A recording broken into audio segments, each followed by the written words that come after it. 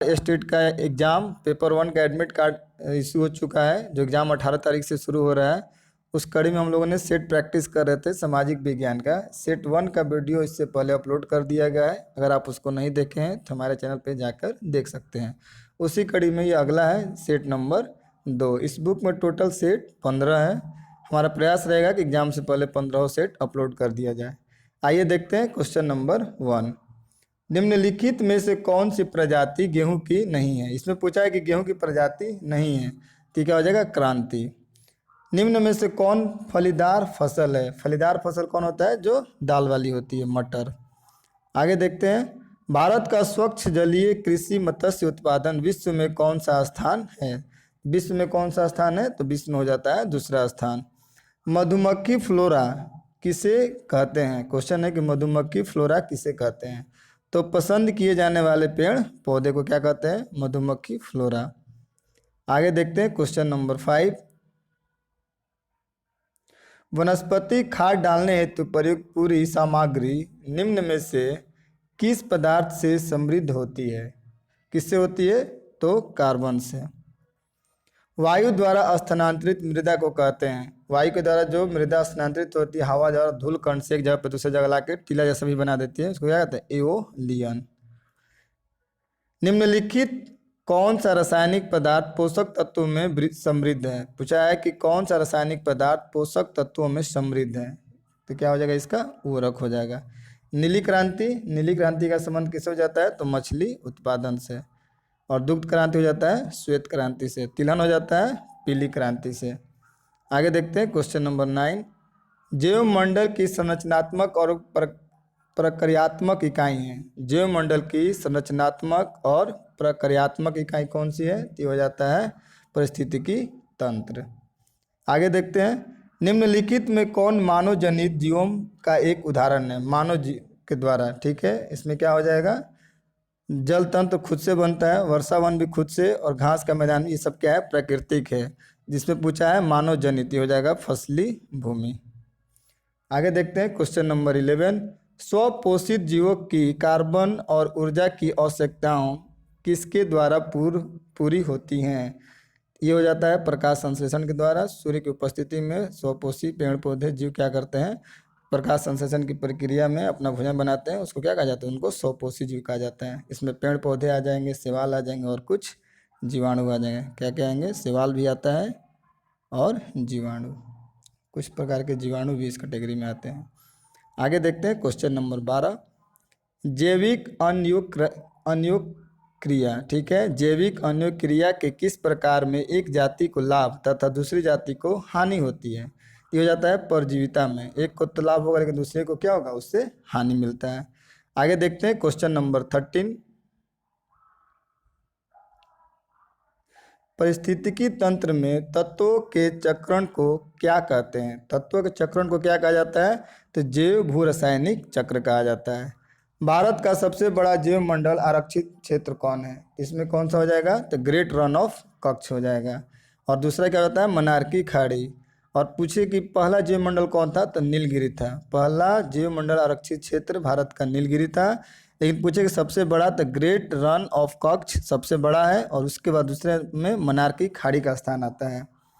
आगे देखते हैं। चूना पत्थर एक प्रकार का चट्टान है। चूना पत्थर एक प्रकार का चट्टान है, ये अवसादी चट्टान है। नाइपर संस्थान कहाँ अवस्थित है? नाइपर कहाँ हो जाता है? हाजीपुर में। नदी के डेल्टा भाग में किस प्रकार के वन मिलते हैं? तो ये मैंग्रोव वन होते हैं।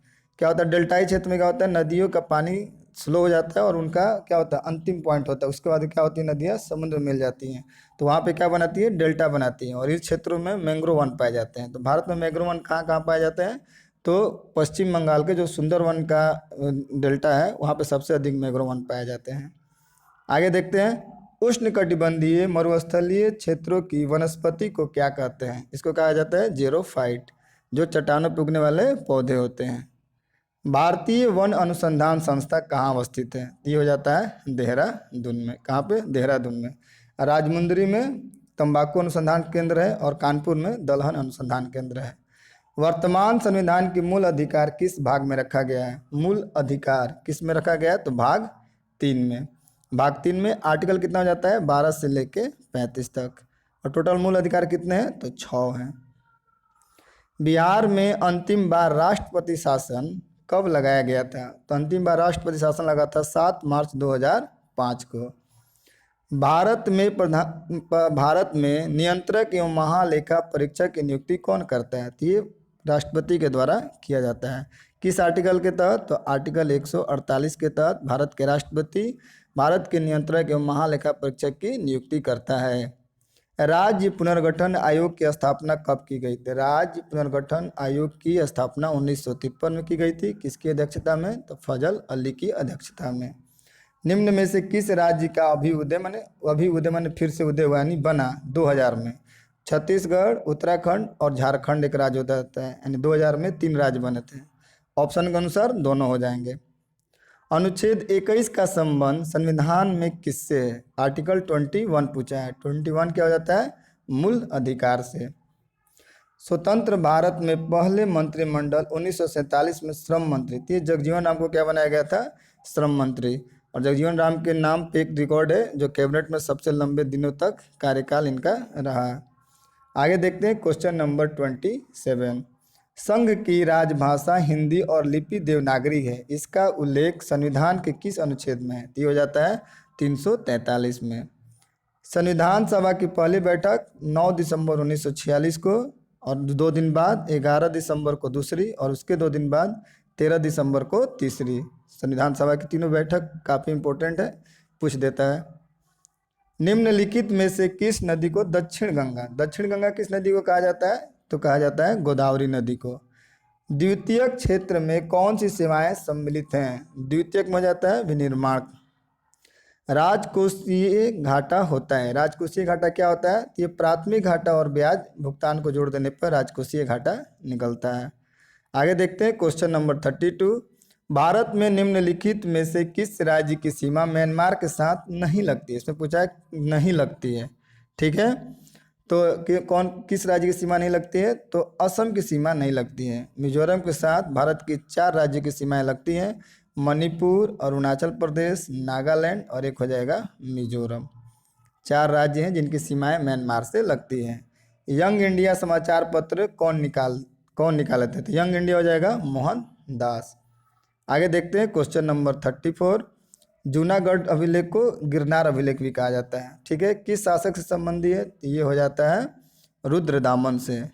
और कलिंग राजा खारवेल, इनका संबंध हो जाता है हाथी गुफा से। और समुद्रगुप्त का संबंध हो जाता है प्रयाग स्तंभ से। तंजौर का शिव मंदिर का निर्माण किसने करवाया? तो तंजौर का शिव मंदिर का निर्माण राजराजा प्रथम ने करवाया था। आगे देखते हैं क्वेश्चन नंबर 36। विक्रमशिला विश्वविद्यालय की स्थापना किसने की? तो विक्रमशिला विश्वविद्यालय की स्थापना हो जाता है धर्मपाल। द्वितीय विश्व युद्ध के दौरान पर्ल हार्बर पर किस देश ने आक्रमण किया? तो ये जापान के द्वारा किया गया था। कब किया गया था? तो 7 दिसंबर 1941 को जापान द्वारा पर्ल हार्बर पर आक्रमण कर दिया गया। इसके अगले दिन यानी 8 दिसंबर 1941 को अमेरिका क्या करता है? द्वितीय विश्व युद्ध में शामिल हो जाता है। आगे देखते हैं निम्नलिखित में से कौन सी नदी फतुआ के पास गंगा में मिलती है? फतुआ के पास कौन सी नदी है जो गंगा में मिल जाती है? तो हो जाता है पुनपुन नदी। आगे देखते हैं निम्नलिखित में से कौन सा जिला धारवाड़ भू स्तरीय रचना वाला नहीं है? नहीं वाले क्वेश्चन पे ज़्यादा ध्यान दिया जाता है, इसमें हो जाएगा रोहतास। आगे देखते हैं क्वेश्चन नंबर 40। खनिज और जिले के निम्न जोड़ों में से कौन सा जोड़ा सही है? इसमें कौन सा जोड़ा सही है? तो लाइमस्टोन कैमूर। क्या हो जाएगा? लाइमस्टोन कैमूर, यानी 40 का क्या हो जाएगा? ए। आगे देखते हैं क्वेश्चन नंबर 41। देखते हैं क्वेश्चन नंबर 41 क्या कहता है? उद्योग और स्थान के निम्न जोड़े में से कौन सा जोड़ा सही नहीं है? इसमें भी देखिए निगेटिव क्वेश्चन है, कौन सा नहीं है? तो ऑयल रिफाइनरी बरौनी बिल्कुल सही। सीमेंट बंजारी ये भी सही है। फर्टिलाइजर हो जाएगा भोरही। रेल डिब्बा और अभियांत्रिकी भागलपुर किसके लिए? तो हो जाता है सिल्क सिटी के लिए, यानी सिल्क उद्योग के लिए। इसका आंसर क्या हो जाएगा? डी। पश्चिमी सिंहभूम में स्थित चिरैया की सबसे प्रसिद्ध विशेषता क्या है? इसका हो जाता है लौह अयस्क खनन। आगे देखते हैं क्वेश्चन नंबर 43। भारत के राष्ट्रपति अपनी शक्तियों का प्रयोग करता है, कैसे करते हैं? तो ये सीधे अथवा अपने अधीनस्थ अधिकारियों के सलाह पर करते हैं। आगे देखते हैं क्वेश्चन नंबर 44। निम्नलिखित में से किस कमेटी या आयोग ने न्याय पंचायत बनाने की सिफारिश की? ये किसके द्वारा किया गया था? तो अशोक मेहता कमेटी के द्वारा। निम्नलिखित में से कौन सा कार्य स्थानीय स्वशासन के अधिकार क्षेत्र में नहीं आता है? कौन सा नहीं आता है? तो सार्वजनिक स्वास्थ्य आता है, स्वच्छता ये भी आता है, जीवन उपयोगी सेवाएं, ये तीनों के तीनों क्या है? स्थानीय स्वशासन के अंतर्गत आते हैं। जबकि सार्वजनिक अनुशासन का रख रखाव ये किसके अंतर्गत आता है? तो ये राज्य कार्यपालिका के अंतर्गत आता है। आगे देखते हैं क्वेश्चन नंबर 46। पंचायती राज प्रणाली किस सूची में आता है? पंचायती राज ये हो जाता है राज्य सूची का विषय है। पंचायती राज इसके बारे में व्याख्या आर्टिकल 40 में किया गया है। आगे देखते हैं क्वेश्चन नंबर 47। किस राज्य या किन राज्यों ने पंचायती राज संस्थाओं में स्त्रियों को 50% आरक्षण का वैध किया है? तो 50% आरक्षण लागू करने वाला सबसे पहले क्या था? बिहार था। ऐसे उत्तराखंड, हिमाचल प्रदेश, मध्य प्रदेश और ये चारों के चारों राज्यों में क्या है? लागू है। आगे देखते हैं धन विधेयक पेश किया जाता है। तो धन विधेयक कहाँ पेश किया जाता है? तो ये केवल लोकसभा में पेश होता है। जब धन विधेयक लोकसभा से पास हो जाता है तो फिर इसको राज्यसभा में भेजा जाता है। राज्यसभा धन विधेयक पर केवल अपना विचार विमर्श दे सकता है, उसको रोक नहीं सकता है। अगर राज्यसभा उसे रोकता भी है तो 14 दिन में ऑटोमेटिक धन विधेयक पास माना जाता है। आगे देखते हैं संथाल विद्रोह। संथाल विद्रोह कब हुआ था? ये हुआ था 1855 और 56 के बीच। इसके दो प्रमुख नेता हुए सिद्धू भगत और कान्हू भगत। आगे देखते हैं क्वेश्चन नंबर 50। सुरेंद्र नाथ बनर्जी को किस वर्ष भारतीय सिविल सर्विसेज से हटाया गया? किस वर्ष हटाया गया था इनको? तो इनको हटाया गया था 1874 में। और कब ये पास किए थे? तो 1864 में। ये प्रथम भारतीय थे जो ICS की परीक्षा पास किए थे। द्वैत शासन का जनक किसे माना जाता है? तो द्वैत शासन माना जाता है सर लियोनोस कार्टियस को। इसको क्या माना जाता है? द्वैत शासन का जनक माना जाता है। आगे देखते हैं क्वेश्चन नंबर 52। अखिल भारतीय किसान कांग्रेस का गठन ये हुआ था 1936 में। कहाँ पे हुआ था? तो लखनऊ में हुआ था। इसलिए क्वेश्चन आता है कि अखिल भारतीय किसान कांग्रेस का पहला गठन जब 1936 में लखनऊ में हुआ था तो इसकी अध्यक्षता कौन किए थे? तो हो जाता है सहजानंद सरस्वती। और इसके महासचिव कौन थे? तो NG रंगा। आगे देखते हैं क्वेश्चन नंबर 53। निम्न में से किस वायसराय के कार्यकाल में भारतीयों को राय बहादुर और खान बहादुर उपाधि प्रदान करना प्रारंभ हुआ? किसके समय में? तो हो जाता है लॉर्ड रिपन के समय में। मुसलमान यदि खुश और संतुष्ट है तो भारत में ब्रिटिश शक्ति का महत्तम बचाव होगा। यह किसने लिखा? ये लिखा गया था W हंटर के द्वारा। आगे देखते हैं क्वेश्चन नंबर 55। मुझे विश्वास है कि कांग्रेस अपने विनाश की तरफ जा रही है और मेरी यह बड़ी इच्छा भारत में रहते होगी कि इसके शांति प्रिय निधन के लिए इसका सहायक बनूं। जब भारतीय राष्ट्रीय कांग्रेस की स्थापना शुरू हुई तो इसकी आलोचना भी उसके साथ साथ शुरू हो गई थी। ये कथन लॉर्ड कर्जन का है। और लॉर्ड डफरिन के समय भारतीय राष्ट्रीय कांग्रेस क्या हुई थी? स्थापना हुई थी। उस समय वायसराय कौन थे? तो डफरिन थे। आगे देखते हैं किसने यूरोपीय नील बगान मुस्लिमों द्वारा किसानों के शोषण की तरफ गांधी जी का ध्यान आकर्षित किया था? तो ये राजकुमार शुक्ल जी थे जो गांधी जी से मिले और जो मील मजदूर में किसानों के साथ जो व्यवहार हो रहा था उसके बारे में उन्होंने उनको बताया। लंदन में 13 मार्च 1940 को सर माइकल ओडायर को गोली से मारा गया। किसने मारा था? तो उधम सिंह ने मारा था। क्यों मारा था? तो कि जालियांवाला बाग हत्याकांड में ओडायर ने ही गोली चलाने का क्या किया था? आदेश दिया था। तो ऐसा माना जाता है कि उसका बदला इन्होंने क्या किया? जाके लंदन में लिया। दीवाने अर्ज विभाग संबंधित है तो ये हो जाता है रक्षा विभाग से। दीवाने अर्ज किससे हो जाएगा? रक्षा विभाग से। किसने चालू किया था? तो बलवन ने। बलवन से एक और क्वेश्चन आता है कि सिजदा और पबोस नामक प्रथा को क्या किया था? प्रारंभ किया था। बहमनी राज्य का संस्थापक कौन था? तो बहमनी राज्य का संस्थापक हो जाएगा अलाउद्दीन हसन। फारसी यात्री अब्दुल रजाक भारत के किस राजा के शासन काल में आया था? ये किसके ज़माने में आया था? देवराय द्वितीय के शासन काल में आया था।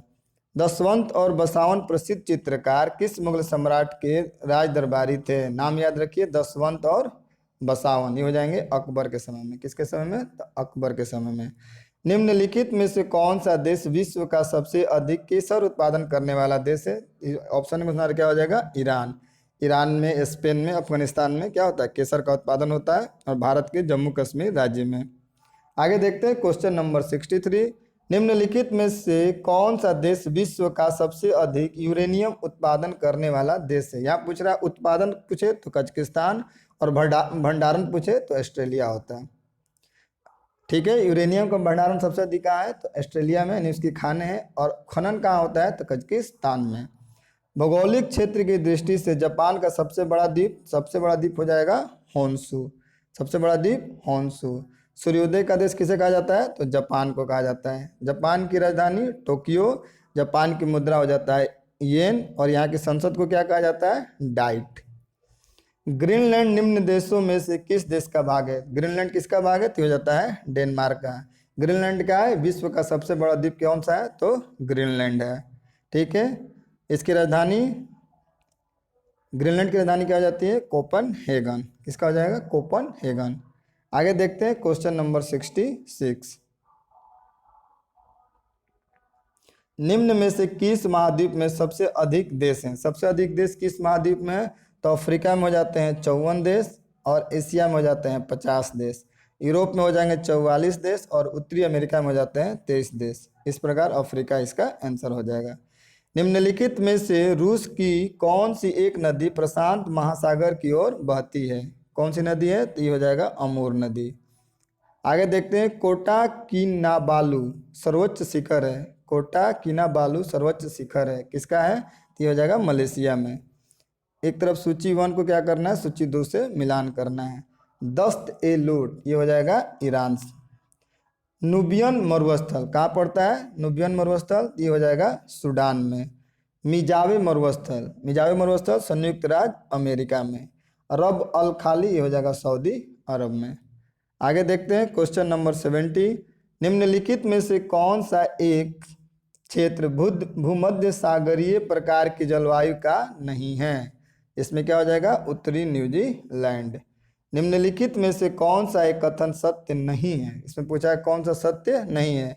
म्यांमार की राजधानी नायपीडा, ये तो सही है। फुलानी जनजाति का अधिकांश जनसंख्या नाइजीरिया में, ये भी सही है। करोसी ज्वालामुखी यूएसए में स्थित है, क्या है? ये गलत है। आगे देखते हैं क्वेश्चन नंबर 72। जियोडेसी वह विज्ञान है जो संबंधित है, किससे है? जियोडेसी तो हो जाता है पृथ्वी के आयाम की माप से। आगे देखते हैं क्वेश्चन नंबर 73। भारतीय संविधान की प्रकृति क्या है? तो भारतीय संविधान की प्रकृति में संघीय, किंतु भावना में क्या है? एकात्मक है। भारतीय सर्वोच्च न्यायालय में न्यायाधीशों की नियुक्ति कौन करता है? तो भारतीय सर्वोच्च न्यायालय में न्यायाधीशों की नियुक्ति किसके द्वारा किया जाता है? तो राष्ट्रपति के द्वारा किया जाता है। किस आर्टिकल के तहत? तो 124 के 2 के तहत भारत का राष्ट्रपति सर्वोच्च न्यायालय में न्यायाधीशों की नियुक्ति करता है, जो कोलिजियम सिस्टम के तहत होता है। राज्यसभा का पदेन अध्यक्ष उपराष्ट्रपति होता है। भारत का एक उपराष्ट्रपति होगा आर्टिकल 63 के तहत, और भारत का उपराष्ट्रपति राज्यसभा का पदेन अध्यक्ष होगा किस आर्टिकल के तहत? आर्टिकल 89 के तहत। आगे देखते हैं क्वेश्चन नंबर 76। भारत का प्रधानमंत्री किसके प्रति जवाबदेही है? तो ये हो जाता है लोकसभा के प्रति। किसके प्रति? लोकसभा के प्रति।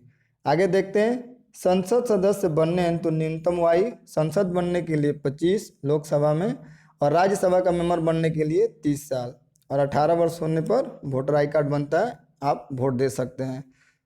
सर्वोच्च न्यायालय के न्यायाधीशों की सेवानिवृत्ति अगर सर्वोच्च न्यायालय का पूछे तो 65 वर्ष, और उच्च न्यायालय का पूछे तो 62 वर्ष। यहाँ पूछा है सर्वोच्च न्यायालय। भारतीय उच्चायुक्त के पद पर किस अधिनियम से सृजन हुआ? किस अधिनियम के तहत? तो भारत शासन अधिनियम 1919 के तहत हुआ था। आगे देखते हैं क्वेश्चन नंबर 80। आज़ादी के बाद भाषा के आधार पर भारत के राज्यों का पुनर्गठन किस वर्ष हुआ? तो ये हो जाता है 1956 के तहत। राज्य पुनर्गठन आयोग फजल अली आयोग की सिफारिश पर। सर्वोच्च न्यायालय का न्यायाधीश अपने पद से त्यागपत्र किसको लिखकर दे सकता है? किसको लिखकर? तो राष्ट्रपति को। पिछड़ी जाति आयोग के प्रथम सभापति कौन थे? तो ये हो जाएगा काका साहेब कालेकर। आगे देखते हैं क्वेश्चन नंबर 83। राज्य लोक सेवा आयोग का अध्यक्ष किसके द्वारा नियुक्त किया जाता है? देखिए किसी भी लोक सेवा आयोग होगा किसी राज्य का, तो नियुक्ति हो जाएगी किसके द्वारा? तो ये होता है वहाँ के राज्यपाल के द्वारा। लेकिन उनको हटाना होगा तो कौन हटाएंगे? राष्ट्रपति हटाएंगे। नियुक्ति तो राज्यपाल करेंगे लेकिन उनको हटाने का अधिकार राज्यपाल को नहीं है, राष्ट्रपति के पास होता है। भारत में कागज का प्रयोग कब से प्रारंभ हुआ? तो भारत में कागज का प्रारंभ 12वीं शताब्दी से। नाफ्टा में सम्मिलित नहीं है। नाफ्टा क्या होता है? NAFTA। नाफ्टा क्या होता है? ये होता है north American free trade agreement. ये एक व्यापार करने का क्या है? एक क्या बोलता है? समझौता है, मुक्त समझौता है, जिसमें ग्रेट ब्रिटेन नहीं आता है। मैक्सिको, कनाडा और संयुक्त राज्य अमेरिका इसके क्या हैं? मेंबर हैं। भारत ने संयुक्त राष्ट्र सुरक्षा परिषद के एक अस्थायी सदस्य के रूप में अपना 2 साल कार्यकाल किस तारीख को शुरू किया? ये हो जाएगा 1 जनवरी 2021। विश्व में कौन सा देश अभी तक मिश्रित तकनीकी को अपनाने में वास्तविक रूप से सफल हुआ है? ये हो जाएगा चीन। आगे देखते हैं क्वेश्चन नंबर 88। स्पिनिंग जेनी की खोज किसने की? ये किसके द्वारा किया गया? तो जेम्स हॉरग्रीव्स के द्वारा। आगे देखते हैं क्वेश्चन नंबर 89।